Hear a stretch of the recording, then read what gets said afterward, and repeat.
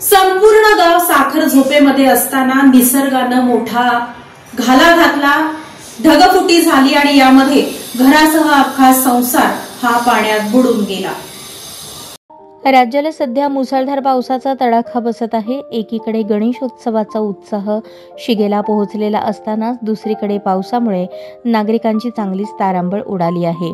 भारतीय हवामान खात्याने मुंबईसाठी ऑरेंज अलर्ट तर रायगड, रत्नागिरी, सातारा, कोल्हापूर आणि पुणे या जिल्ह्यात रेड अलर्ट दिला आहे। गेल्या 3 दिवसांपासून सुरू असलेल्या मुसळधार पावसामुळे जनजीवन विस्कळीत झाले आहे। दरम्यान नांदेड जिल्ह्यात ढगफुटी सदृश पाऊस झाला आहे। या पावसाने अनेक भागांना जोरदार तडाखा दिला आहे। मुखेड तालुक्यात 5 ते 6 गावांमध्ये पूरसदृश्य परिस्थिती निर्माण झाली आहे। हसनाळ गावाला पुराच्या पाण्याने वेढा घातल्याने अनेक नागरिक अडकल्याची प्राथमिक माहिती मिळाली आहे।